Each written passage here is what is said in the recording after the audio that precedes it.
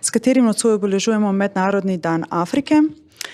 Kljub temu, da smo letošnji cikel zasnovali predvsem v oziru na teorijo in na teoretike, ki so pomembno zaznamovali in prispevali k afriški literarni ustvarjalnosti, bomo v središče nocojšnjega pogovora postavili Nagiba Mahfuza, egipčanskega Nobelovega nagrajenca za literaturo in izjemnega romanopisca, ter njegovo kairsko trilogijo, njegovo najbolj znamenito literarno delo. Nagib Mahfuz je v svoji 70-letni pisateljski karieri objavil 43 romanov in kar 350 kratkih zgodb, posvečal pa se je tudi pisanju filmskih scenarijev in pa tudi številnim kolumnam za različne egipčanske medije. Danes se bomo, kot že rečeno, posvetili kairski trilogiji, ki jo sestavljajo knjige Pot med palačama, Palača poželenja in Cukrarska ulica, ki so vse v celoti šle pri založbi CF. Ponatis knjige Pot med palačama mislim, da je išla pravzaprav par mesecev nazaj. Kairsko trilogijo nas pravzaprav skozi te tri knjige in preko družinske sage tri generacije družine Ahmeda Abdel Džavada popelje v družbeno in politično ozračje egiptovske družbe od prve svetovne vojne pa nekje do srede 20. stoletja. O Nagibu Mahfuzu se bosta nocoj pogovarjala Barbara Skubic, prevajalka in avtorica spremne besede, in Ervin Hladnik-Milharčič, novinar in dolgoletni dopisnik iz Bližnjega vzhoda. Vabljeni ste tudi k zastavljanju vprašanj, na katera bomo poskušali odgovoriti ob koncu pogovora. Sedaj pa predajam besedo in oder našima nocojšnjama gostoma. Dobro večer. Barbara, ko sem jaz prišel v Kairo, sem te tri knjige, preden si jih ti prevedla, vzel kot vodiča po mestu. Ne? In to je en tistih vodič, ki te popolnoma zbega. Ne? Kako si ti naletela na Mahfuza? Jaz sem prišla v Kairo in sem začela delati kot učiteljica angleščine. In po mojem, da sem ga brala med odmori, ker je bil na policiji. Skratka, kot literatura, ki je, vsi smo jo brali in sem pač brala tudi jaz. Ne. Tako da, potem sem si ga pa umislila v več jezikih. In tudi v svojem na koncu. Ja, na koncu trilogijo tudi v svojem, ja. Ne znam si predstavljati, kako si to prevajala. Ne? Jaz se pa spomnim, kako sem jaz bral. Jaz sem prišel leta 1995 v Kairo za dopisnika in sem bil prepričan, da vem, kam prihajam. Ne? Prebral sem Aleksandrijski kvartet, bral sem Lorenza Arabskega, Gertrude Bell, ne? Videl sem Hartum, prelep film z Lorenzom Olivierjem, ne? In sem si mislil, da to je to. Kairo sem prišel in bolj me je tako to prelepo, neskončno mesto pač pojedlo v enem trenutku. In tako sem si rekel, jaz bom to razumel. Ne? Da vidim, da niti Olivier, niti Lorenz Darel, niti Gertrude Bell ne pomagajo nič. Ne? In, ja, če se pa se ni nobeden od njih pravzaprav s Kairom ukvarjal, tako da. Da se je Omar Šarif, naš someščan. Naš someščan, ja. In pa sem to v knjigarni Ameriške univerze, kamor sem šel bolj zaradi vrta, kot zaradi knjigarne. Ne? Ja, to je res, ja. Sem potem kupil Mahfuza, tako, ker sem slišal, da je to važno. Ne? In sem začel brati in jaz sem tako... Sem imel eno zelo lepo predstavo o Bližnjem vzhodu, o Kairu, o Arabiji, ne, o Severni Afriki.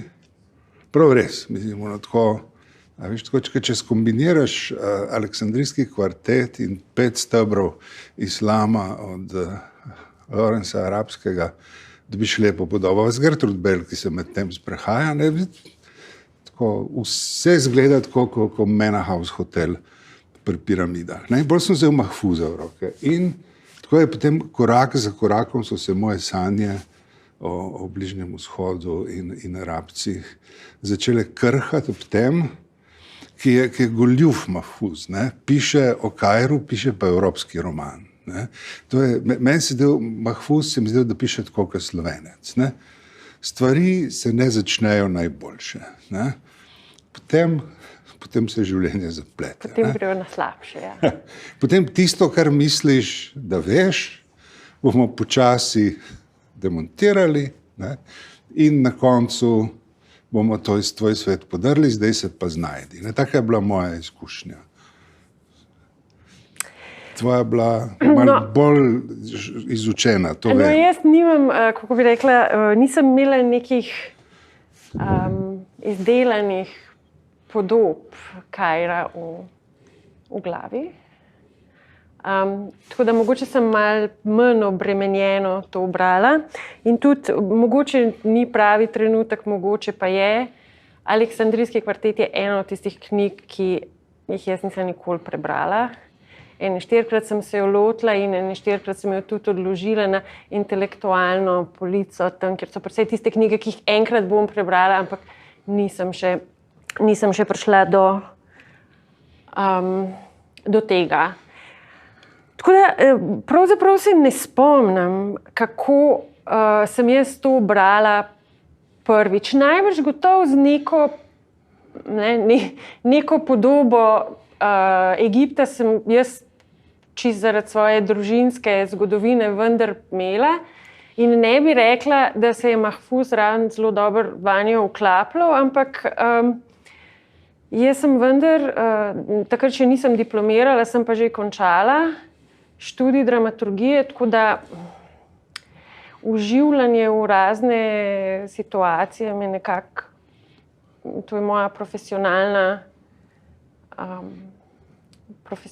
izkušnja ali kakorkoli. Tako da to o zemljevidu in to, kaj pravzaprav Mahfuz govori, ko opisuje družino, tukaj se pa strinjam. Ne? In so te knjige, tako kot si rekel, ne začne se slabo in konča se kot katastrofa. To je pa ta svet, ki ga on opisuje, ki se začne na enem balkonu zaprtem in ko končaš s to trilogijo, ki se konča tam proti koncu druge svetovne vojne in veš, da vmes se je svet popolnoma spremenil in ta družina, ki je bila nek simbol ali pa mogoče niti ne simbol, pač neka karakteristična družina za en sloj trgovski v starem delu Kaira, je popolnoma razsuta. In če se spomniš 90-ih v Kairu, jaz sem ravno tako kot ti prišla leta 1995, takrat je bilo neko tako obdobje, ko si imel občutek, pa se še kar nekako gre, dokler nisi začel malo bolj poslušati ali pa spoznal nekoga, ki se mu je nekaj zgodilo in potem, ko si začel potem grebst, si videl, da nekako bi bilo lepo, če bi se zadeva razvila tako, kot je Kamal mislil, da bi se morala. Ja, razvila se je pa tako, kot je delal Said Ahmed, ne, če smo malo skrivnostni. Veš kaj, jaz bi, tako vsem, ki imajo radi slovenske romane, ne, teh nas je veliko, ne, bi zagotovil, da se bojo zaljubili v Mahfuza, ne, ker on to podobo sveta, ki jo mi gojimo v literaturi, izpelje do popolnosti. Ne. In ko sem jaz ga dobil v roke, sem pač imel to podobo Kaira, ki ga sestavljajo mošeje, z vodnjaki, čaj in kava in neki dostojni ljudje, ne, predvsem Angleži, in malo manj razviti, ne, malo manj dostojni Arabci, ne, ki nekako živijo v nekakšnem sožitju, ne, in spoštujejo tradicijo. Izkaže se, da so Angleži ja, popolne beštije, ne. Egipčani pa komplicirani. Ne. Komplicirani na naš način, kjer nič tisto, kar se ti zdi, da je, se potem ne izkaže kot to, kar je, ampak kot nekaj drugega, ali pa vsaj veliko tega. Ne. In zame je to bil vzgojni moment. Ne. Jaz sem dvema človekoma zelo hvaležen. Ne. Sem prišel v Kairo neumen ko noč. Ne. In potem sem najprej tole prebral in so se mi sanje o Bližnjem vzhodu so šle nekam. Ne. Potem sem pa tam blizu Tahrirja je ta lep antikvariat francoski, se kliče L'Orientalist, kjer prodajajo rabljene knjige. In tam sem dobil eno drobno knjižico z naslovom Orientalizem Edvarda Saida, kjer, da mislim, da je leta 84 išla, ne 10 let prej. Malo več, 70-ih, a ni, 40, 76, kaj tazga. Lepo rabljena je bila. Ne? In sem ugotovil, da če to dvoje skombiniram, ne, se izkaže, da ja, sem res bebec. Ne? Namreč Said piše kritiko evropskih sanj o Orientu. Ne? To, kar sanjamo še danes, mislim, pogledajte tiskovna sporočila vlade, ista figa, nič se ni spremenilo. Ne? Mislim, orientalci so divjaki, ne? Mi jim prinesemo civilizacijo, oni tega ne razumejo, zato jih tepemo po glavi. Mislim, da je to nekakšna ideja. Ne? Hrati pa nam je všeč to, ne? Ker sanjamo odaliske, plešejo, ne? Pijejo čaj, ne? Potem se izkaže v resnici, da pijejo alkohol, ne? Da nikjer ni nobenih odalisk, ne? In da živijo bolj ali manj normalno. To je res razočaranje, da ni odalisk. Ne, to se strinjam. To je veliko razočaranje. Ampak to, kar Said potem naredi, vzame take, kot sem jaz, in jih razstavi na kose. Ne? In pove, da je pogled na Orient, ki ga imamo mi, ne? Tudi ko je predelan skozi Mahfuza, ne? Kolonialen pogled kontinenta, ki misli, da je gospodar enega drugega sveta. Ne? Ja, nekako, če sproti ne usporejaš tega, kar poznaš od doma in iščeš stičnih točk, potem se ti hitro zgodi, da ko dobiš nekega tazga patriarha, ki je, mislim, pač tiran. No. Ta tip je tak tiran, da njegov vzdevek je v Egiptu ali pa v celem arabskem svetu Sisajed. Če se za enega tipa reče, da je Sisajed, potem veš, bejš samo bejš. Je Said Ahmed. Ja. To je glavni junak knjige. Tako grozen je. Ne? In zdaj tukaj, jaz sem doživela to, da so ljudje rekli, no sej taki so.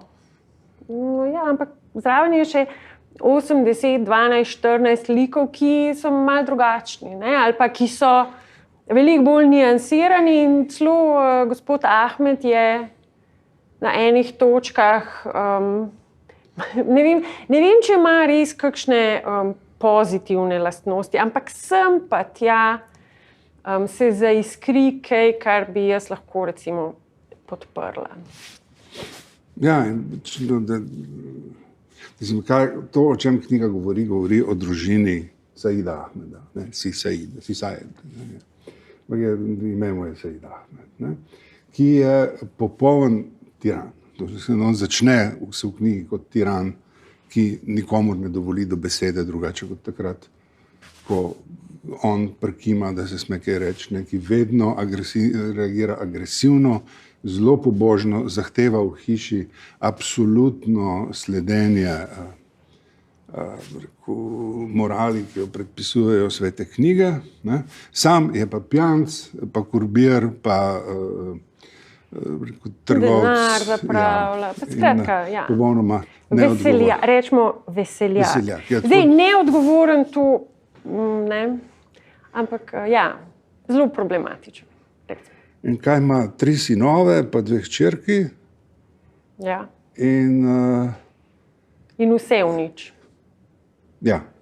Tako da enega za drugim pač pripelje v absolutno nesrečo. Ne? Pri tem, da vsaj eden bo potem vmes Jasin tudi njega v nesreči, ne? Ker poroči njegovo ljubimko, ampak... To je šele v drugi knjigi. Dajmo za zoom občinstvo. Mi dva zdaj tukaj govorimo o samih težavah in katastrofah, ampak v resnici je to zelo fajn brati in je tudi, mislim, na enih koncih je neverjetno zabavno. Ne, vse to je, jaz mislim, da je perfidnost Mahfuza, ne? Ker je duhovit, izjemen stilist, ne? Tako zelo zapeljiv pisec je v resnici, ne? Pripravi prizor, v katerem se zaljubiš v te akterje, ne? In potem ti jih predstavi v situaciji, kjer jih ne moreš več imeti rad, ali pa se ti vsaj morajo zelo smiliti. Ne? In jaz sem novinar, ne? Ti si izobražen človek. Ne? Jaz sem kot pes, jaz voham po tleh. Ne? Jaz sem vzel to v roke in sem videl Gamaleja, sem pogledal na zemljevid, ki je Gamaleja, sem šel pogledat. Ne?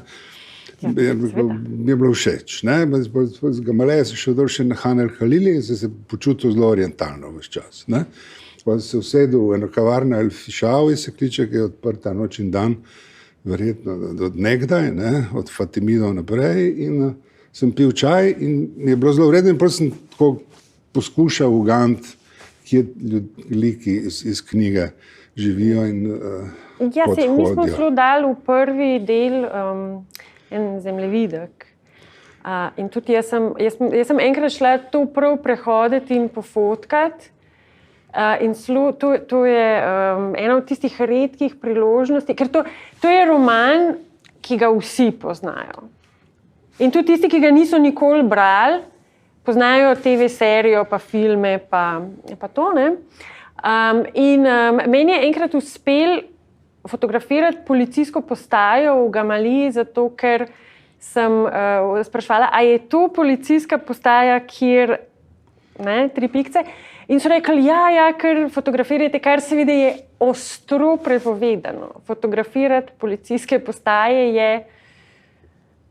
Se ne sme. Ne, se ne sme. Se res ne sme, ampak res ne sme. Ampak tudi ni samo v Kairu. Ne? Mahfuz, ja mislim, da ne če je prvi, ampak tako je en roman, ki so ga brali v celem arabskem svetu. Ne? Zaradi več razlogov. Eno zato, ker je v bistvu protikolonialni roman. Ne? Opisuje, kako so se poskušali Egipčani organizirati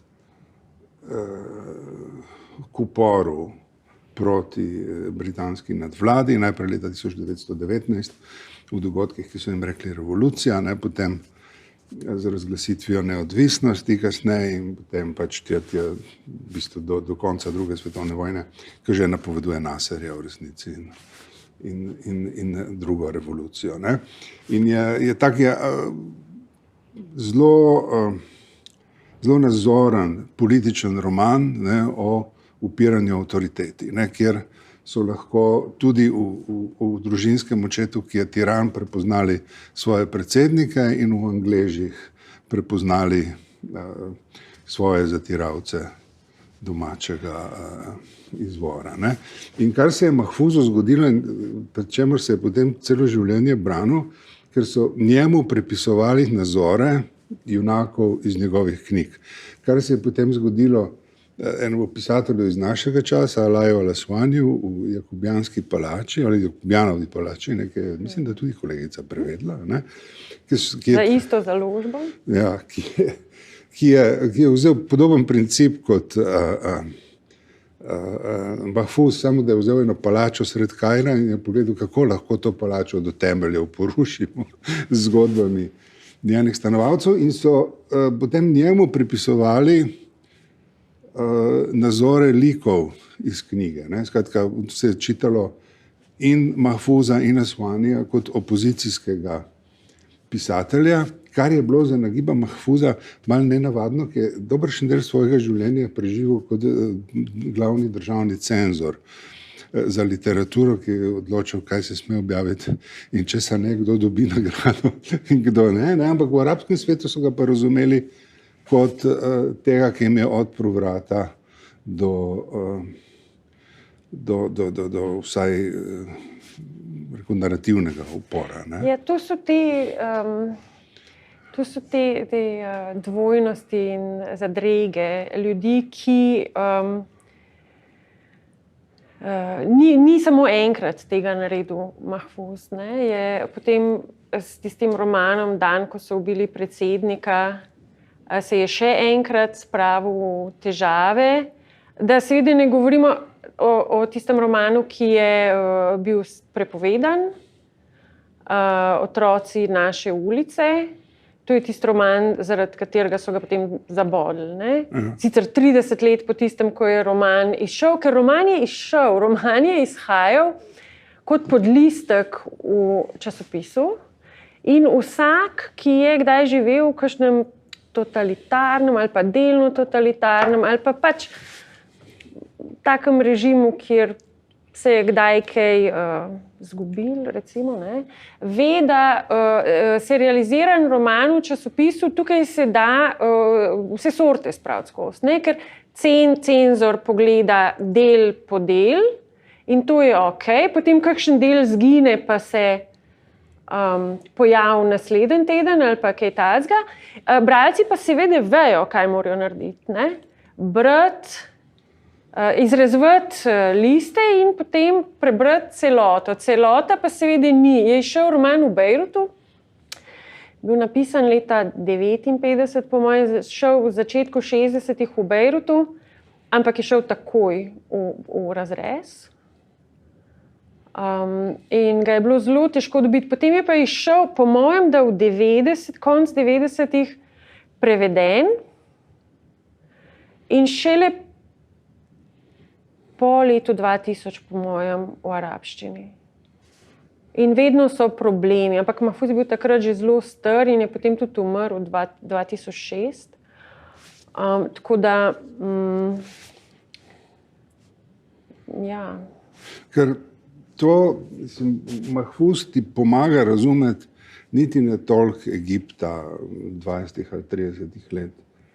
So druge knjige za tiste čase, ali pa Egipta druge svetovne vojne. Meni je pomagal razumeti zdajšnji Egipt. Zdajšnjo to nenavadno paradoksnost oblasti in neskončno potrpežljivost prebivalstva te velike države, ki jih je zdaj že čez 100 milijonov. In je ravno zato, ker slika svetove, tako da te ves čas opozarja, da ne verjeti videzu, ne verjeti politični govorici, ne verjeti institucionalni podobi mesta in države, ampak vzem si čas, pusti se presenetiti in pusti, da ti pridejo stvari blizu. In zdaj, to je, če tudi zna biti trdo mesto, Kairo, kjer se to dogaja, si pa tudi ne moreš pomagati, da ne bi vsaj očaran nad njim. Oziroma, tako je. Mislim, so ljudje, ki stopijo z aviona in ugotovijo, da morajo iti, ker ne zdržijo tega, in so ti, ki vdihnejo, hlape 2 milijonov avtomobilov in 100 milijonov prežganih cigaret. To je to. In se potem tam sredi tega praha in vsega tega nekako počutijo sredi življenja. In hkrati to takoj lahko vzbudi iluzijo o tem, kje smo. In literatura pač jih namesto, vsaj Mahfouzova, da bi jih spodbujala, jih spodnese. In te pač opozori, da te najbolj vsakdanje reči, ki se ti dogajajo, imajo in eno dolgo zgodovino in eno logiko, ki je bistveno starejša od tvojega prihoda. Moj prvi stik z Egiptom je bil v eni ogromni zgradbi na Tahrirju, se kliče El Mogamma, kjer je notranje ministrstvo. To je pač ena taka tobačna, Ja, je upravna enota. Tobačna, upravna enota je, ne? Sam, da tako vidiš ljudi, ki jih iz kleti vlečejo v verigah, pa so krvavi. Ne v Mogami. Jo, to sem jaz, ki sem se šel prijaviti, sem jih videl. V Mogami. Ne, to je tam, kjer je Lazogli, tam, kjer je že na intervju. Na uradu za tujce, ampak veš kaj, mi smo imeli svoj urad na Mogami. Okay. In moj prvi stik s tem, kaj je Egipt, je bila ena gospa, ki je sedela za mizo v eni pisarnici, in ko sem se moral pri njej akreditirati, je zahtevala nekaj papirja, ki sem jih imel s sabo, potem mi je pa dala izpolniti svoj papir. Ne? In je bilo treba pač napisati ime, priimek, vse te reči. In je bil en okvirček, ki je zahteval obkrožitev musliman, jud, kristjan, pika. Ne? In jaz sem pustil prazno. Vse drugo sem izpolnil, sem pustil prazno in potem sem mi dal nazaj in je pogledala in reka, tle ste pozabili izpolniti, ne? Vsakega nisem pozabil, nič od tega ne velja. Pa pravi ona, musliman, jud, kristjan. Pa sem jaz tako zašalo, sem rekel komunist. Pa me tako pogleda, pa pravi kristjan. Ne? In namreč ni to mesto, kjer si lahko kaj drugega razen tega trojega. Počakaj. Ne, jaz sem seveda vestno izpolnjevala te iste formularje samo za drugo kategorijo ljudi, ne za novinarje, ampak za extended tourist, kako se že temu rekli. In seveda sem raven tako morala v končni fazi izpolniti kristjan. Pa si postala kristjanka, ne? Ne, jaz sem pač nikoli nisem nehala biti, ok, ja, to je dobro. Priš z identiteto. Moja, kako bi rekla, moj standardni odgovor taksistom je bilo, jaz sem bila krščena kot katolik in potem se nismo več pogovarjali o tem. Dokler se nisem enkrat, to je bilo že po teh vstajah leta 2011, sem obtičala v nekem zastoju, ker gotovo je bila kakšna demonstracija, jaz sem šla pa nekje nekam. In se je taksist spet hotel pogovarjati o mojih prepričanjih. In sem jaz pač... Razen na formularjih za vize sem pač povedala, da nič od tega. In sem pač rekla ateistka. In je rekel, ne da bi sploh tudi trznil, je rekel marksistka ali anarhistka. In sem rekla, ja, če že moram zbirati, potem anarhistka, ampak ne bi jih. Ja, je rekel, sej, mogoče je tako še najbolj. Tako da, kakšne stvari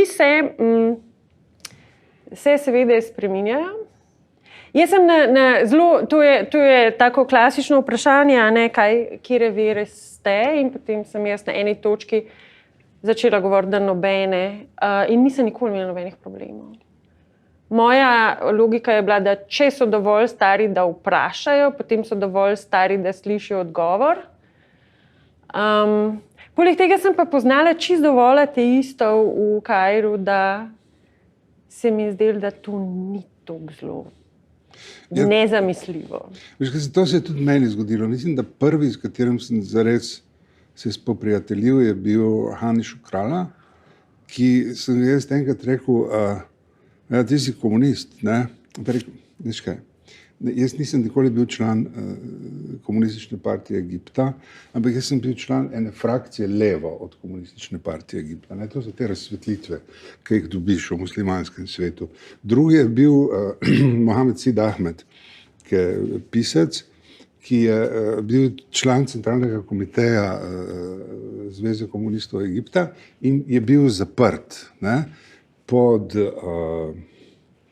Sadatom, Mubarakom, oziroma najprej pod Nasserjem, ne, že v 50-ih letih, potem pod Sadatom v 60-ih in potem tudi pod Mubarakom v 80-ih in je vedno ven prišel. Ne, in je imel za sabo dolgo zgodovino političnih bojev in De Gaulle mu je pa dal, tako kot Arafatu, legijo časti. Ne. Tretji bil pa še bolj zabaven, je bil pa Baha el-Karim, ki je sedel v eni skupini ljudi, v kotu kavarne Horeja. Če sem čakala, kdaj bo kavarna Horeja prišla. Tam na Šara Tahrir, ne? In rekel, on je bil, tisto, kar je tam sedelo, je bila polovica Centralnega komiteja Komunistične partije Sudana, druga polovica je sedela verjetno v neki podobni kavarni v Adis Abebi. Tako da, to je bil moj prvi stik s politično resničnostjo mesta, noben drug ni govoril z mano. Šele s časoma sem ugotovil, da hrbtenica Egipta so muslimanski brati. Ja, vem, da... Ne vem, no. Jaz imam svoje mnenje o muslimanskih bratih in ni tako, kako bi rekla. Ja, ampak so hrbtenica Egipta, če so volitve, zmagajo oni. Če je diktatura, zmagajo generali. Mislim, lej. Dobro, mogoče bi to za kakšno drugo. Okay. Čeprav moram reči pa... Lahko se jaz zdaj tako razjezim, da ne bomo šli do jutr domov, to pa ni samo naš... si ti prevedla tudi... Ja, je res v tretjem delu. V tretjem delu se pojavijo muslimanski brati in to ne kot abstraktna politična organizacija, ampak eden od vnukov Saida Ahmeda, o katerem smo prej govorili, si Saida, postane član muslimanskih bratov in potem grejo stvari zares narobe. In drugi je pa njegov brat, je pa seveda komunist, ki je poročen s komunistko in je sploh prepričan, da prava ljubezen je mogoča samo v komunizmu. To mimogrede bil Zojin najljubši stavek v celi trilogiji. Meni se je zdelo zelo zabavno, ampak tako, to, če se vrnem nazaj na trilogijo, da ne bo preveč zašla. To, kako se družina politično udejstvuje, to je, nekako se pokažejo vse te opcije, ki so se v Egiptu pojavile tam sred 20-ih. No, mislim, že v prvi del se konča marca leta 19. Ja. Revolucija, to je od vseh ljudi najljubša revolucija leta 1919. To je ta, ki je leta 1923 pripeljala do vsaj nominalne neodvisnosti Egipta. In tukaj nekako se vse te politične opcije, ki so se potem tako katastrofalno razletele po celem spektru, še delajo za skupno stvar. In je zanimivo gledati, kako ljudje, za katere veš, da če bi preživeli ali če bi se še naprej ukvarjali s politiko, točno veš, v katere smeri bi se razvili, ampak v tistem trenutku narodne enotnosti so povezani in to je zelo lepo. Seveda ne pomaga oziroma ni pomagal v 90-ih, ko so bila trenja že zelo očitna v resnici, da vsakič, ko se začele težave, je egiptovska nacionalna televizija spustila Pot med palačama film, kjer je nek zgodovinski prizor. Mislim, dogodek je resničen, prizor je pač dan v film in v serije. Mislim, da serije je bilo, jaz sem vsaj 2 verziji gledala,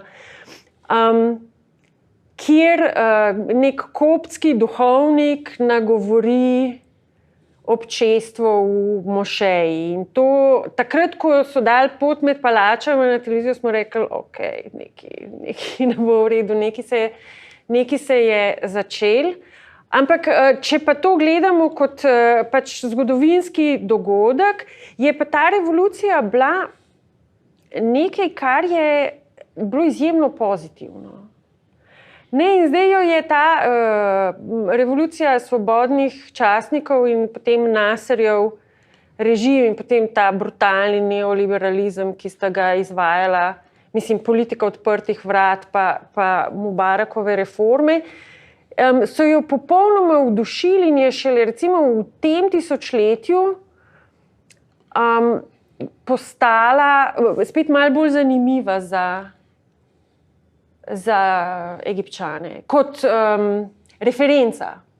In ko so se uprli leta 2011, so se referirali, mislim, en velik del prebivalstva se je skliceval na njo, ne? Ker je bila to ustavna revolucija, ker je bila revolucija za neodvisnost, ker je bila revolucija za spremembo sistema, skratka, in tudi, če si gledal transparente ali pa s katerimi fotografijami so hodili, je bilo zelo veliko pred Nasserjevske ikonografije, kar je bilo, mislim, meni se je vsaj zelo zanimivo. Ja, ker je šlo tam za reinterpretacijo ideje svobode. Ja. Ne? Leta 19 je bila svoboda, pač dajmo se znebiti Angležev, ne? Ki so pač prišli kot vojska in so se grdo obnašali in so potem ustali. Ne? Kljub temu, da so leta 23, ja, so razglasili neodvisnost, ampak to je bila neodvisnost kot ista neodvisnost Kosova. Ne? Nismo mi tako daleč. To je država razglasi neodvisnost, vojska je pa francoska pa angleška. Ne? In tam je pa pač bila neodvisna država z britansko vojsko, ki je potem med drugo svetovno vojno od tam vodila svojo najslavnejšo bitko v El Alameinu. Ne? In je tako pripoved Egipta je o tem, kako Evropa poskuša priti tja. Ne? In nekako ne uspe, da bi jo sprejeli kot svojo, pri tem, da se Kairčani obnašajo vsaj v širokih segmentih, kako bi rekel, kot zgledni Evropejci, ne, in boljše razumejo evropske sisteme kot mi včasih. Ne. Jaz sem se vpraševal, danes popoldne, zakaj je danes treba brati Mahfuza, zakaj je dobro, da ga bereš. Ne. Pa te severnoafriške, tudi afriške, bližnjevzhodne avtorje. Ne. Zdaj, ko sem jaz odhajal v Kairo, mi je eden od urednikov na delu rekel, Ervin, ti si propadel, ne. Greš v kraje, ki ne zanimajo nikogar več. Ne. To je bilo zanimivo mogoče med neuvrščenostjo, zato smo mi tam imeli dopisnike, ne. Ampak to je dediščina preteklih časov. Ne. Kako so se motili. Ja, ampak jaz sem... Famous last words. Ampak kar je mene privlačilo, je tako, ker sem vedel, da je Kairo zelo daleč od Ljubljane. Ne? In da mora biti fajn. Ne? In, ampak tako, pač, no, postalo je zanimivo, relativno hitro, ne? Za nas. Ne? Ker je bilo ves čas za Evropo, tisti konc sveta, neskončno privlačen, ne samo zaradi turizma. Ne? Ampak to, kar je pa zdaj, zakaj se mi zdi, da je zdaj to treba brati, ne? Je zato, ker v 90-ih letih je bilo neuvrščenosti res konc in ni bilo videti, da bi bili kakšni silni interesi, ker niso več prodajali, mislim, da je Litostroj je delal te črpalke za vodo, to v Egiptu velika stvar, ne? Tudi v Sudanu jih še vedno srečaš, delajo. Ne? Prodali so Tamove avtobuse, ki so tudi še vedno delajo. Ja. No, ne vem, če še, ampak še vedno vozijo, ne? Na letiščno to. Ne? So bili pač neki stiki ekonomski, če ne drugega. Ne? Pa Tito, tako so imeli radi. Ne? In izgleda, da ta svet je pač minil, ne? Ampak bil je daleč, ne? Bil je nek drug svet. Ne? In ko ni bil več, Afrika pa Bližnji vzhod nista bila več del naše notranje politike. Ne? Zdaj pa pač v teh zadnjih 14 dnevih, ne, po meni srce igra, sem bil tako vesel, ko sem ugotovil, da je slovenska vlada izraelsko okupirano območje in da tam visijo iste zastave kot na na Selbinah in da slovenska policija aretira ljudi, ki mahajo s palestinskimi zastavami. Jaz sem rekel, to poznam in mi je všeč, da je vsebina teh knjig postala stvar naše notranje politike. Ne? In da mi zdaj, če lahko Mahfuza čitaš kot pripoved o nas, nekaj tudi oni hodijo na trge in kričijo svoboda, dol s tiranijo, zahtevamo. No, mislim sicer, da človekove pravice takrat še niso bile kot govorica moderne, ampak zahtevali so pač svoje pravice. Ne? Enkrat se pojavijo, ja. Gotovo v teku trilogije se pojavijo. Tukaj še bolj primeren bi seveda bil Pivo v biljardnici, ne, ki je... Ki je roman o nas, ja. Ja. In tudi v briljantnem prevodu. Tudi pri isti založbi. Tukaj je ena tema, gotovo ste opazili. Zdaj, mi dva skozi govoriva o tem, da kako mi beremo, pa kaj se mi lahko... Ampak vendar je treba povedati, da to so romani, ki so prvenstveno bili seveda pisani za arabsko bralstvo. Ne? Ni zdaj to, da bi... da ne bi slučajno zapadla v tisto didaktičnost neevropskih literatur, iz katere se mi naučimo, kaj si domačini mislijo. Ne. To nekako, saj veste, da tako ne beremo več, ampak to arabske literature se je dolg časa to držali, da če boste pa to knjigo prebrali, boste pa vse vedeli o Egiptu. Ne. Mi dva sva jih tukaj naštela zdaj 5. Nekaj boste zvedeli, ampak naloga literature ni, da pojasnjuje in razbija in na novo gradi naše predstave. Je pa to spotoma ona naredi, se mi zdi.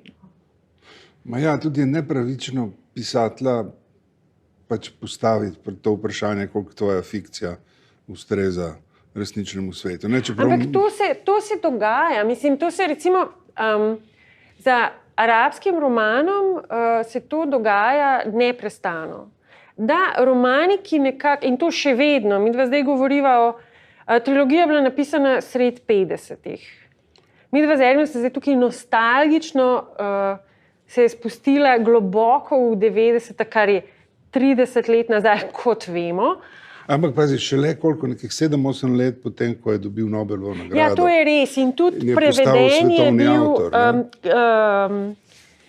Trilogija je v resnici bila prevedena v francoščino v 80-ih, v angleščino pa šele po tistem, ko je... že omenjeni Edward Said je... mislim, da imamo tudi v enem zavihku.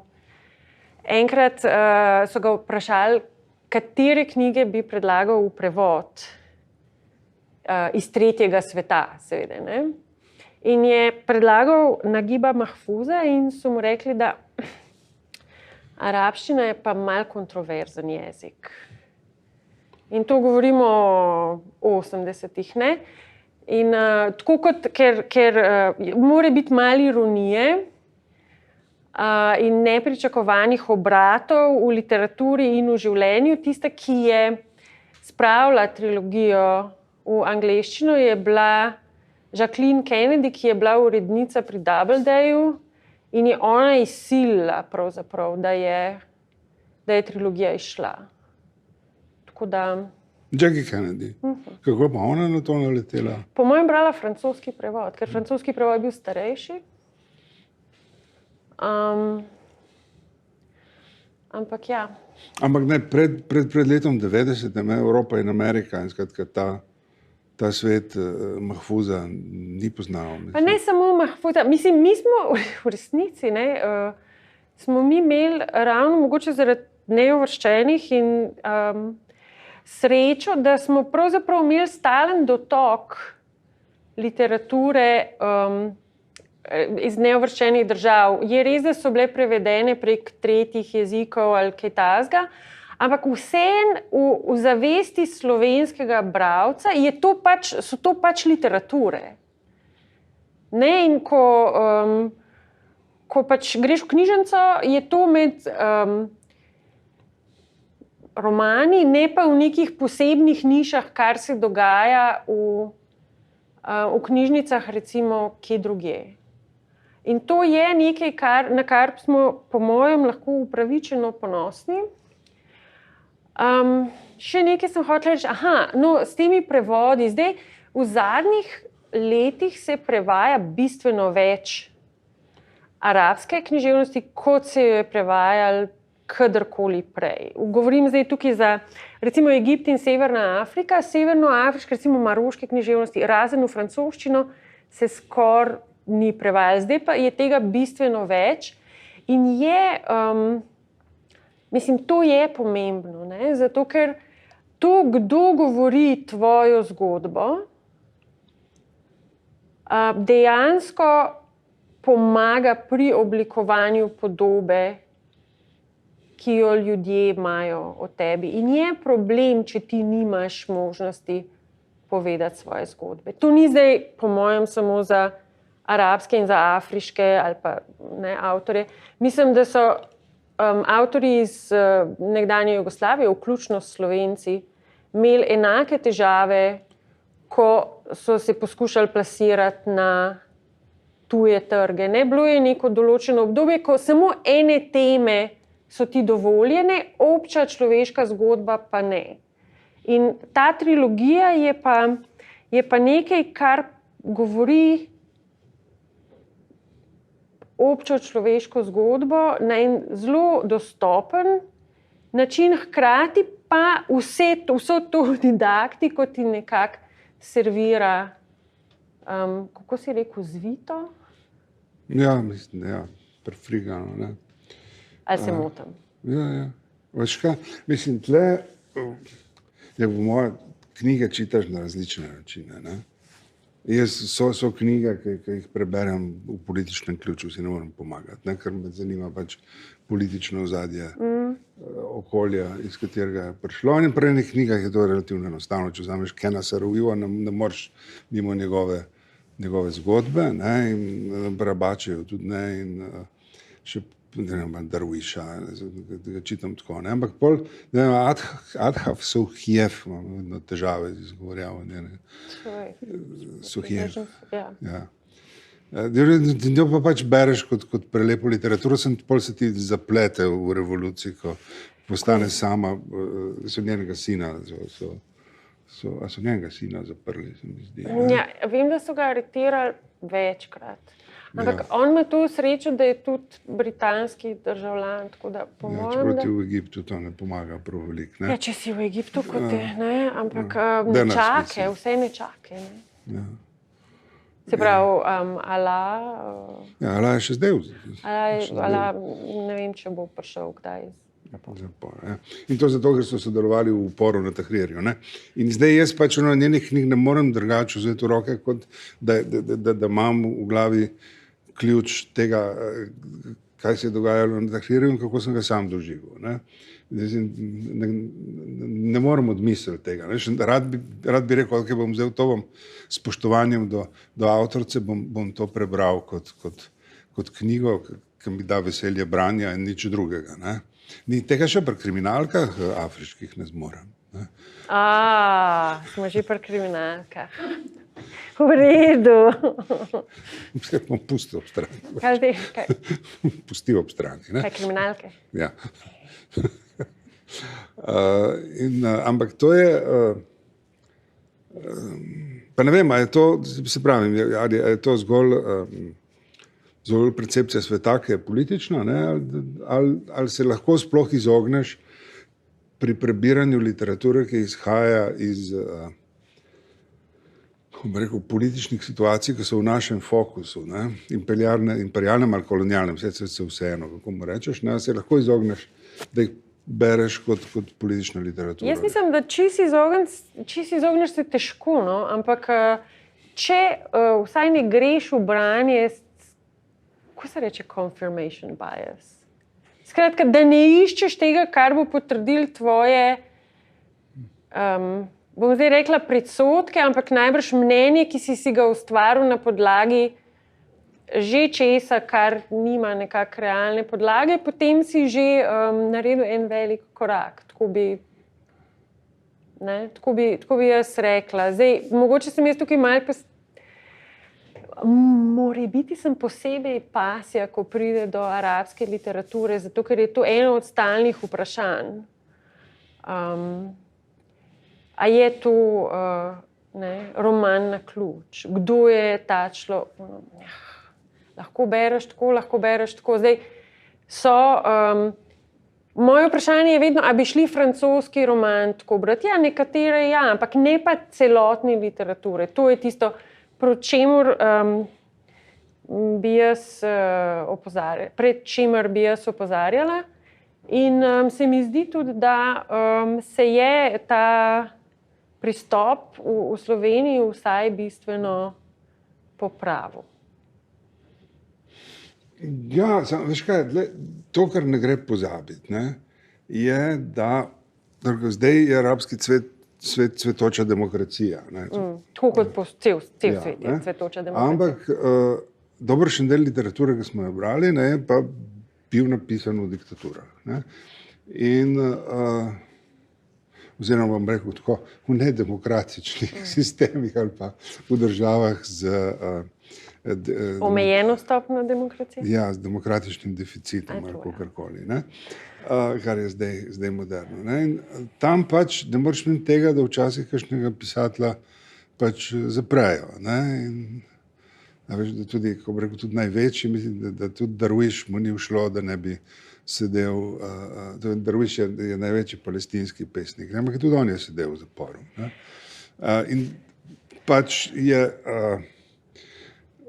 jaz ne morem brati Darwisha drugače kot velikega nacionalističnega poeta. Čeprav tudi v pesmih, kjer piše o kavi, kako zjutraj si mora sam s kavo skuhati, ker je to nekaj, kar človek zjutraj sam počne, čez dan mu pa lahko drugi. Tudi tam vidim politično. Dobro, mogoče si malo poklicno deformiran. Malo. Ja, ne vem, jaz nimam odgovora na to. Jaz vedno pač samo lahko opozarjam, da to ni edino branje in tudi več stvari hkrati se lahko dogaja. To bi bil moj. Če gledamo trilogijo, tukaj imate zgodbo družine, ki je res zgodba družine, pa imate zgodbo družine vpete v nek patriarhalni sistem, ki je razredno tako razslojen, da je absolutno nemogoče, da bi ljudje prehajali iz enega razreda v drug. Potem imate kolonialni moment, potem imate, ko se razvija trilogija, se pravi v drugem delu, imate vse te politične razvoj politični, kako se država oblikuje, kako se zavezništva sklepajo, kako vlade se postavljajo in padajo, kako koalicije razpadajo, korupcija, skratka vse to. In kako se ustvarjajo ekstremi. Če si že... Ampak istočasno so pa seveda popolnoma intimne zgodbe, ki so z družbo pač nekako povezane, seveda zato, ker so liki del družbe, ampak so taki čist intimni momenti. Zdaj, mogoče je tudi odvisno, če večkrat bereš vsakič drugače. Hkrati je pa tudi to, da Mahfuz ve, kaj dela. To je velik pisatelj. Ni dobita nagrade po naključju. Zato, ker na začetku nastavi like, ki so zapleteni v še bolj zapletenih razmerih, in to potem čez 3 knjige pelje njihove zgodbe in so od začetka do konca konsistentni. Skratka, zgodi se jim tisto, kar se jim mora zgoditi. Ne glede na to, kaj si mi želimo, da bi se jim zgodilo, za koga navijamo, komu želimo dobro in komu hudo, ne, zgodi se jim tisto, kar se jim mora zgoditi. In zdaj smo dobili vprašanje.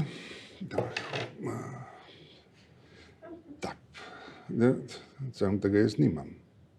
Imam, pardon. Od Sare. Vprašanje za oba. Okay. Kakšna je bila recepcija Mahfuza med slovenskimi bralci? Na kakšne načine se je bralo trilogijo? So obstajala kakšna branja, ki so bila drugačna od sporočil Mahfuzove trilogije? Izvoli. Jaz mislim, da sprejetje je bil zelo dobro. Jaz se celo spomnim, da smo bili mi malo presenečeni, ker je šla knjiga po par mesecih v ponatis in za roman, ki je 500 strani dolg in govori o revoluciji iz leta 1919 v neki državi, ki nikogar več ne zanima, kako si že ti rekel, to se mi je zdelo, mi smo bili zelo navdušeni. Sprejet je bil, jaz vam lahko govorim samo pač to, kar jaz izvem. Jaz še vedno dobivam knjižnično nadomestilo od tega, tako da ljudje še vedno berejo trilogijo. In tudi še vedno se mi zgodi, da mi kdo kdaj omeni, da so prebrali to, tretje. Moja najljubša je bila dobro Dvigalo Slovanke, to ni ravno nevtralno ozemlje, ne. Tam so me enkrat spraševali, pa kako ne ta Halil se tako sekira, ko Ajša rojeva in gre slabo, kaže slabo. In mislim, pa se njegova žena, pa njegov otrok, gotov se bo sekiral. Jaz bi rekla, da odzivi so bili, jaz ne poznam kakšnih napačnih branj. Ali pa branj, ki bi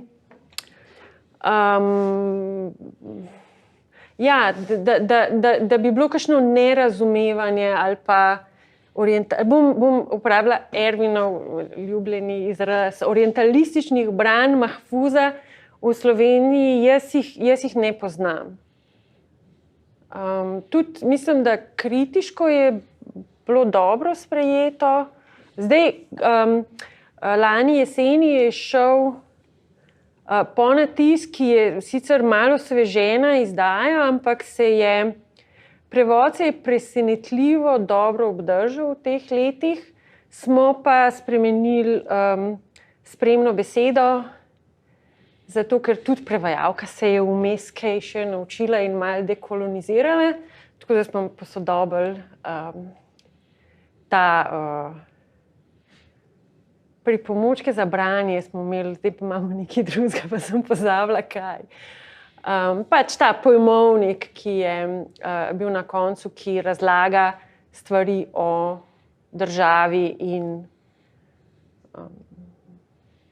namesto slovarčka ali pa tako. Jaz mislim, da smo se tudi, ljudje, ki berejo knjige, imajo zdaj pač, ki jih berejo v prevodu, imajo širok razpon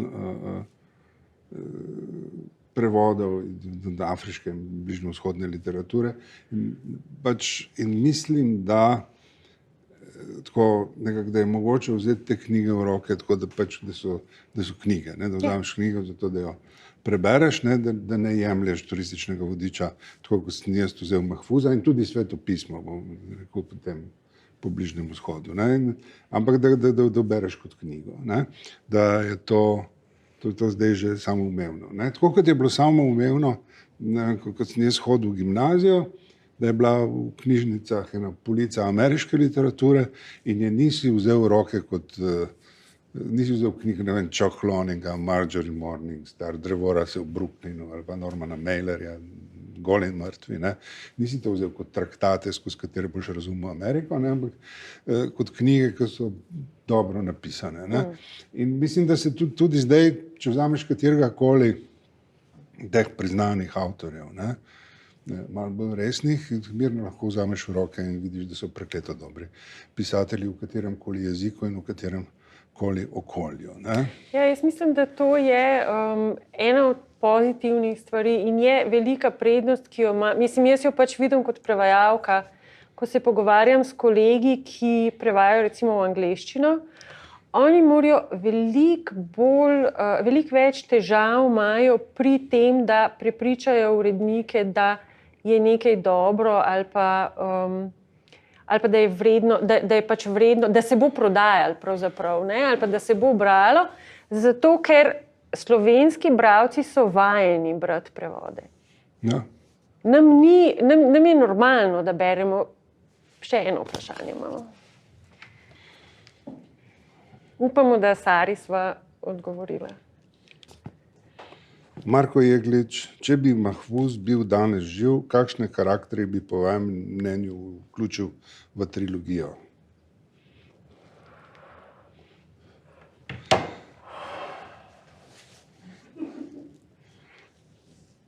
Mislim, s temi, ki jih ima tukaj, ne bi imel nobenih težav. Ne, pašejo, tako postaviš jih, pa so.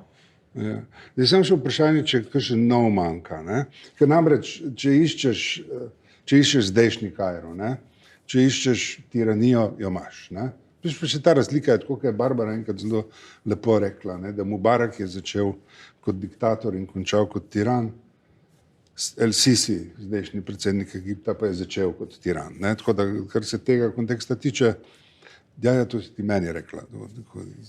Jaz si vse zapomnim. Dobro, ne, si v redu, sam zdaj premišljujemo, bom še kdaj šla. Ta ikonografija, ki nam je tako zelo ljuba, Uporniki na Tahrirju, no, nekaj, s čemer se lahko enostavno identificiramo, to so že v prvi knjigi in v drugi knjigi in v tretji knjigi tudi. Ne?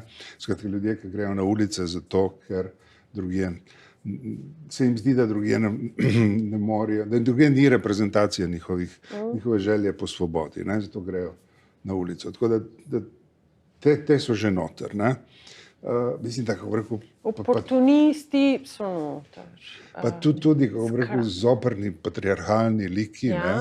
Kako bi rekel, to... Mislim, ja, celo feminizem lahko najdeš noter v tej nesrečni ljubezenski zgodbi od Kamala, ne? Ko naenkrat naleti na neodvisno žensko, ki noče sprejeti njegovega... Jaz pa nisem tukaj videla feminizem, jaz sem pa tukaj videla razredne razlike. Feminizem mogoče prej si rekla anarhistka, nisi rekla marksistka, ne? Na začetku. No, čakaj, zdaj imam prevajalski klobuk na glavi, ne me motiti. Savsan je, tukaj bi bil, ne? Savsan in Ahmed, se pravi Hadigina otroka. Ja, to mala, ja. Tista, ki je en komunist, en pa muslimanski brat. Jaz sem že prej v teh videl, ker namreč, to, kar je me fasciniralo, da mislim, da leta 1920, ne, te naše sanje, danes vsi hodimo z maskami po svetu, pa se nam zdi to samoumevno, ne. Leta 1920 pa so v Aleksandriji je bilo, mislim, da 2000 žensk, ne, ki so si snele čadorje in so hodile razoglave po mestu. Ne razoglave, ne, samo obraz so si razkrile. To je bilo dejanje, ki si ga danes ljudje ne upajo. Tako rekoč so se slekli do golega, ja. No, mislim... Ne razoglave pomeni, da so šle z odkrito glavo, ne. Mislim, Huda Šarav je vedno imela hijab. Samo obraz so si razkrili. Ja. Okay.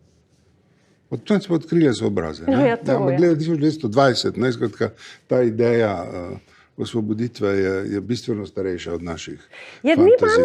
Mi imamo, kako bi rekla, ene take bizarne, kaj spada, ne? Zato je pomembno prevajati in brati avtorje iz različnih držav. Ne? To je, kdo pove tvojo zgodbo. Ker če nekaj ne ustreza našim predstavam, potem se nam ne zdi avtentično in zavrnemo. Skratka, to so... Ja, poleg tega Huda Šarav je bila sicer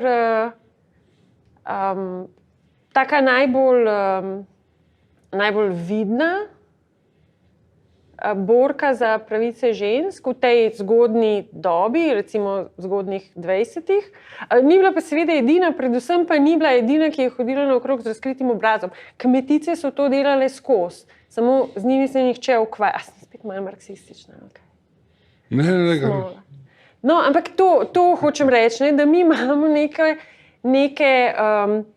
tam so, skratka, v Kairu so se med to revolucijo leta 1919 zgodili se je nekaj strašnega, namreč ženske demonstracije.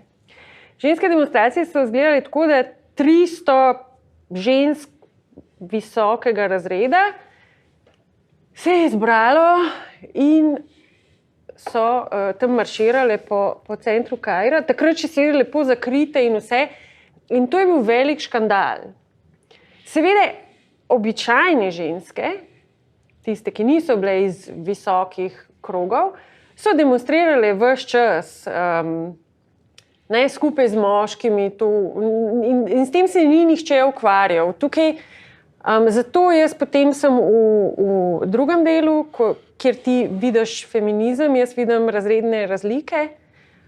To govoriva o zgodbi Kamala in Ajde, ne? Ja, mogoče, če bi iskal sodobno, kaj vidiš lahko zdaj več, kot si prej.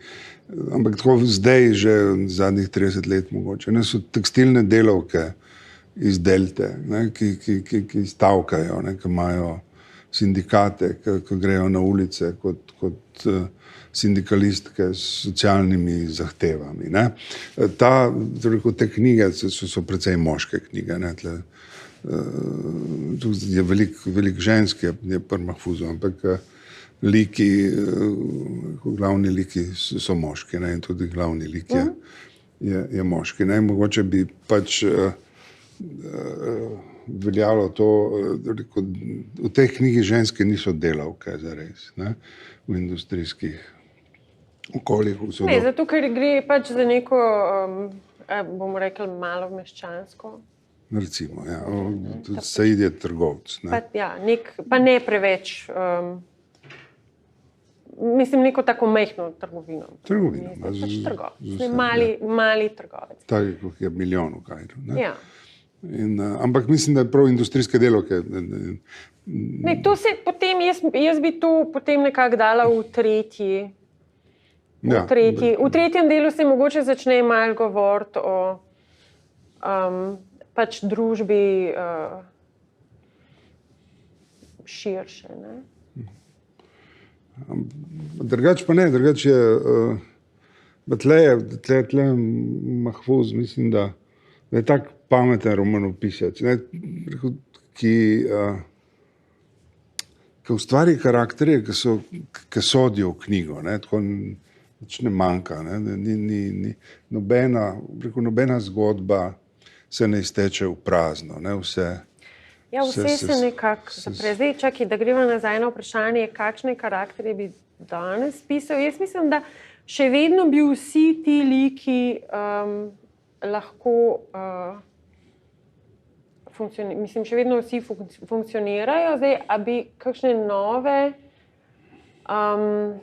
v bistvu so vsi, mogoče niso vsi liki, ki bi jih danes v nek tak tip epskega romana vključil razviti, so pa vsi nastavljeni. Ker veš, kaj je, jaz sam sebi zdim smešen, ker iz Kairo dojemam,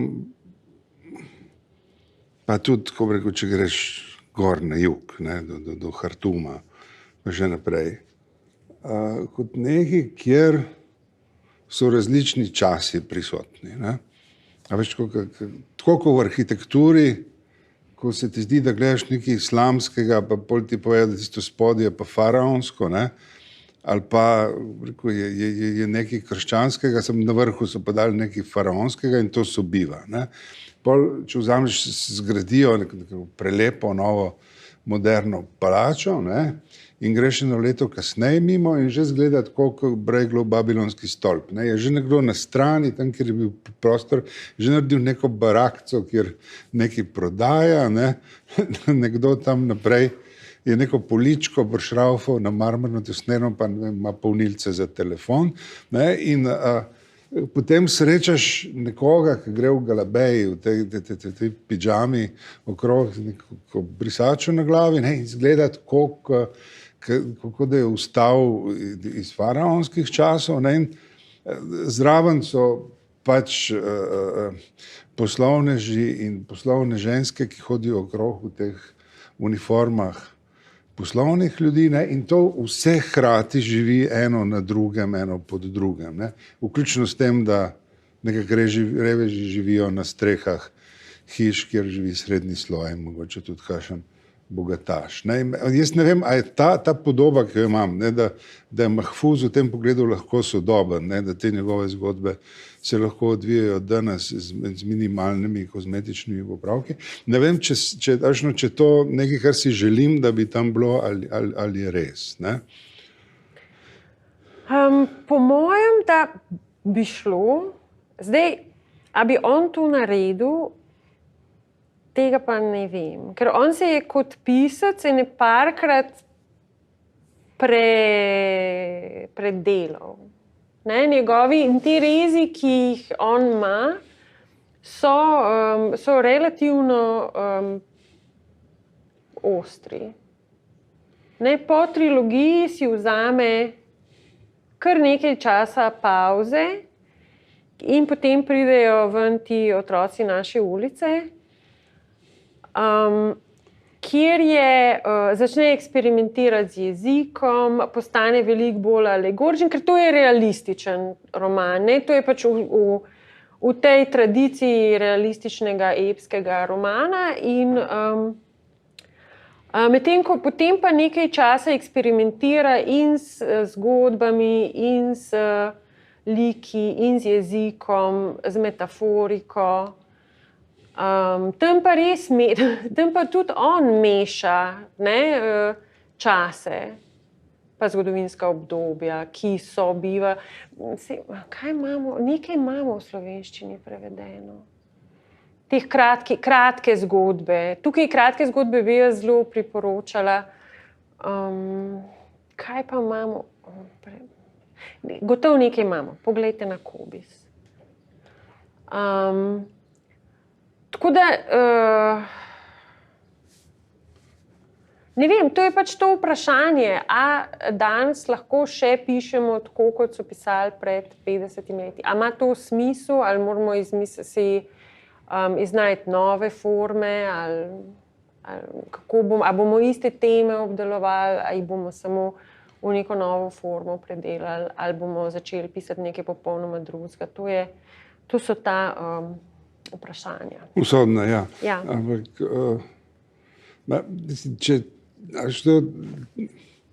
da ne bi izgledalo, kot da Arabci pišejo sam to. Ne, pišejo vse so.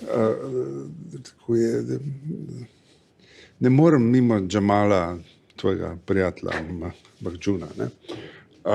Namreč o tem istem okolju, ne, o katerem Mahfuz piše. Zdaj smo pri kriminalkah, samo to, da sodobna povem. literatura, pusti kriminalke, ki povezuje svetove med sabo. Namreč, spomnil sem se, da so te večeri posvečeni afriški literaturi. Ne? In to, a je Egipt afriška država ali ne, je v Egiptu, kako rekel, delikatno vprašanje. Ne? Razen pri nogometu definitivno Ko zmagajo, in potem so afriška država, ko zmagajo na afriškem prvenstvu, včasih jim uspe. Če ne zmagajo, potem je... Pol niso. Ne? Ampak to gre zelo visoko, ko je Mubarak šel na obisk, mislim, da v Senegal ali v Gano, ne vem, od teh držav, je bil potem v Al-Hramu naslov Mubarak prvič obiskal Afriko. Ne? Ker je v percepciji Egipčanov to ni afriška država. Ne? In tle pomaga, kako se temu reče, trivialna literatura? Žanrska literatura, rečemo žanrska. Žanrska, kriminalke, zdaj bo kriminalke. Pri Mahfuzu Afrike ni, ne? Piramide nastopijo pa tudi šele v drugi knjigi, se mi zdi, ko hoče. Ja, ko grejo se neki zapeljevati. Ja, in je pa en sudanski pisatelj, ki piše popolnoma legitimen romanopisec. Jaz čitam njegov zadnji roman, se tiče Pobegli. Je prekrasen roman, napisan z vsemi kanoni sodobne literature. Ne? Ampak vmes je napisal 6 romanov o privatnem detektivu Makani, ki je bivši šef policije iz Hartuma, ki so mu pobili družino med revolucijo Baširja in je potem pobegnil v Kairo, kjer je privatni detektiv. Ne? In tisto je ravno tako plemenita literatura kot kaj drugega. Ne?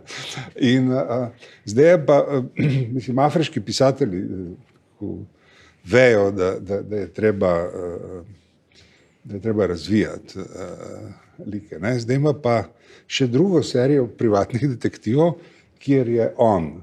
To sicer zvemo šele pozno. Ne? Sta par. On je Afričan, ki živi v Londonu, ne?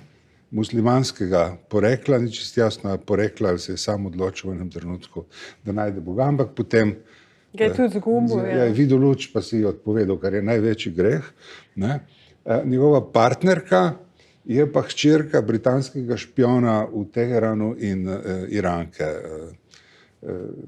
z Teheranske univerze. In te dva pa v Londonu raziskujeta te drobne zločine, ki se v Londonu dogajajo. Ne? In je tle, če pogledamo še ono prejšnje vprašanje, ne, kaj bi Mahfuz lahko novega dal. Ne? Ta svet bi se mu pač razširil, tako Mahfuz z internetom, ne? In tem, ne?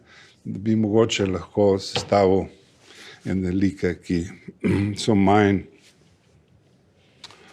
zaprti v te svetove, sestavljene iz časopisov in pogovorov. Ali pa ja, v te alegorične. Ja. Mislim, Mahfuz je pisatelj Kaira. Zdaj, meni se zdi, Makana je pač isto kairski roman, ampak zdaj ni težava, to je pač življenjepis Mahfuza je tak, da je bil rojen leta 1911, umrl je leta 2006, kar pomeni, je bil relativno star, ko je umrl. S tem, da seveda od leta 1989, ko so ga zabodli, zabodel ga je en islamist, zaradi tega romana Otroci naše ulice. Od takrat naprej je pravzaprav se držal bolj zase, ni več nekako, zelo dolgo je bilo to njegovo umikanje, on je sicer spremljal, kaj se dogaja, je še vedno kaj napisal, je potem, ko ni več pisal, narekoval tiste svoje kratke prispevke za Al-Ahram. In tudi kakšne knjige so še išle, zdaj ne vem na pamet, kaj točno je še išlo, recimo v 90-ih, ampak v glavnem so to bile zbirke kratkih zgodb. Pa eno knjigo za otroke napisal. Ja, ampak takrat je bil že, tako da čisto zares, on je pravzaprav, kljub temu, da je pisal skoraj do smrti, je nehal recimo 10-15 let prej, ne? S temi velikimi deli, kjer bi lahko recimo šel v kakšno novo smer ali kaj takega. Ampak kot rečeno, ne vem, kaj bi, mogoče bi, ja. Znajdu bi se, ne, čeprav jaz sem ga hotel intervjuvati, ampak potem sem vprašal urednika na Al-Ahramu, če mi lahko pomaga. Do njega pa je rekel, človek ni samo star, je slep, pa ima težave komuniciranja. Sem rekel, pa se piše za tvoj časopis, ne? Je rekel, ne piše, on to narekuje nekomu svoje misli, pa on to napiše in so bile take zelo kratke misli o stanju sveta, ne? In v resnici je svojo literaturo skoraj da plačal z življenjem, ne? Ker ga človek, ki ga je zabodel, ga zares hotel ubiti zaradi tega, kar je napisal. Ja, tako v nekem tako. Tako ga je zadev zelo, mislim, lahko Zelo blizu vratu. Malo bliže bi zadev in bi človek umrl. Ne? In zdaj jaz ne vem, je to kompliment za pisatelja, ne? Vsekakor je kompliment, ki se mu reč izogneš, ne? Ampak da tvoje besede vzbudijo taka čustva, ne? To nedvomno, rekel je, ena od moči literature. Vprašanje imamo? Vprašanje imamo, okay. No, še eno vprašanje in potem počasi bomo zaključili. Sklenili, da smo povedali vse, kar vemo.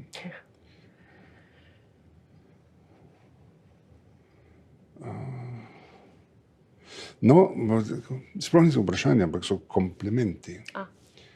Zanimivo in sproščeno, tako zelo, da že jutri tečemo v knjižnico. Gospa Anka Pevnik in romana Scrabble. Hvala za predstavitev in zanimiv pogovor. Ni za kaj. In hkrati je ob povabilu k branju tega, ob vsem tem, kar sva midva govorila, so to res super knjige, ne? Bomo zdaj zavrteli še en kratek filmček s pogovori z ljudmi, ki sodelujejo v seriji o afriški literaturi, pa lep večer. In pridite na dogodke ali pa spremljajte dogodke in berite knjige, ki jih priporočamo. Hvala.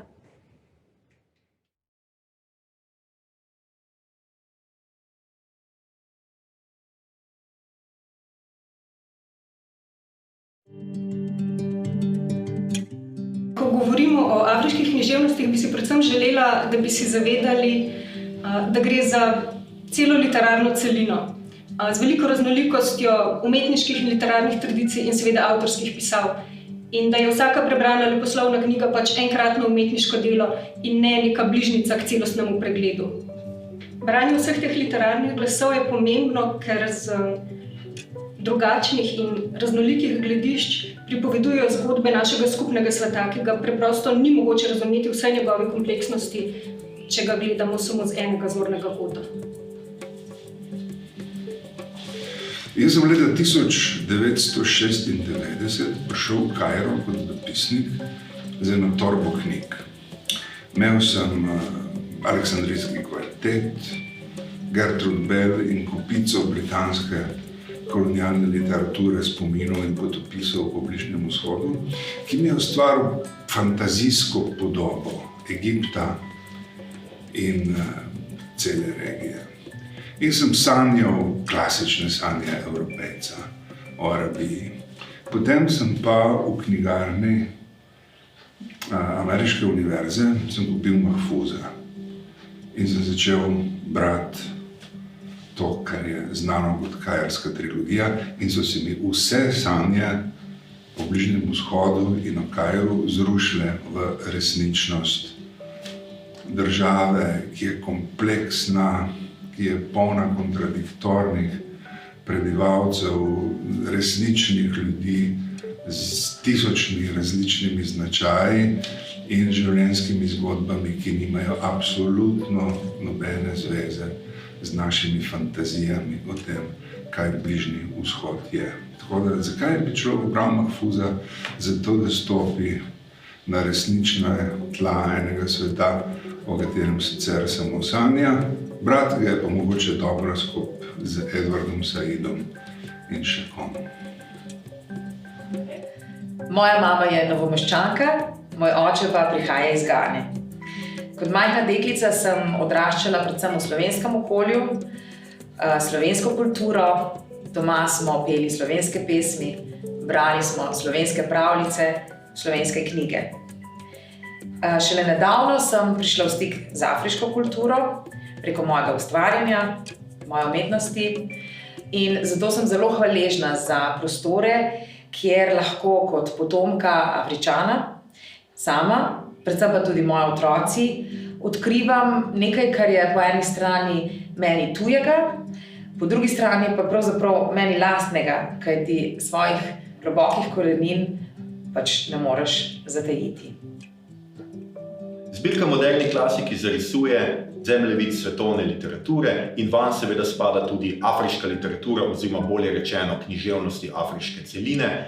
S tem skušamo seveda nekako slovenskemu bralcu približati tudi tuje literature, tuje kulture, prebijati njegov horizont pričakovanja, saj se nam zdi izredno pomembno, da se bralec sooča s tujim, drugačnim, nenazadnje tako imenovane literature z obrobja v središče prinašajo tudi neke slogovne postopke, ki potem lahko prenovijo celotno svetovno literaturo. Pri tem se zanašamo, tako kot vsi, na odlične prevajalke in prevajalce, ki nam seveda s svojim odličnim poznavanjem afriških literatur priporočajo dobre knjige. Katja Zakrajšek je meni priporočila roman Emanuela Dongale, Puška v roki, pesem v žepu, ki že s svojim naslovom nenazadnje pove, da prinaša tako neko specifično temo, skratka v neki neimenovani afriški državi se po apartheidu, po kolonializmu dogaja nek revolucionaren boj za oblast. To je zelo specifična tema, hkrati pa znotraj tega najdemo neko univerzalno pripoved o tem, kako je vsak boj za politično oblast, potem ko tudi neko revolucionarno urenje prevzame oblast, skratka zelo cinično sporočilo, obsojen na propad. O afriški literaturi se mi zdi ključno pogovarjati predvsem z vidika, da živimo v globaliziranem svetu, kjer je medkulturna raznolikost pravzaprav naša realnost.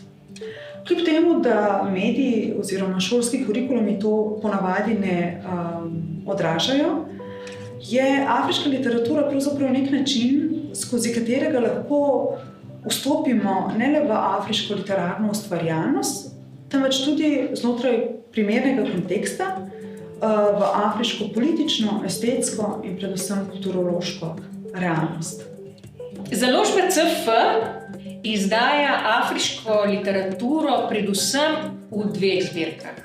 Ena je leposlovna in nosi ime Kaif, druga je teoretska zbirka in smo jo poimenovali Rdeča zbirka.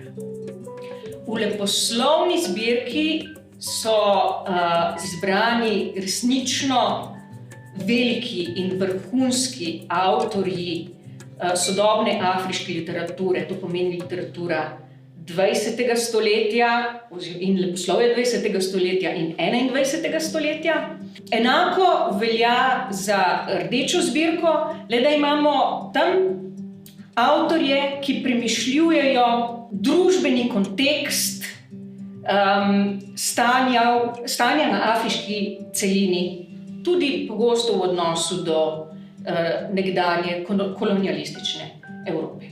Kot urednici se mi zdi blazno pomembno, da prevajamo iz jezikov, v katerih so avtorji dejansko pisali. Se pravi, da ne delamo prevodov, ampak prevajamo izključno tiste vrhunske avtorje, ki so pisali v svojem arabskem jeziku, ali pa v jeziku kolonialistov, skratka, ki so pisali izvirno v francoščini in angleščini.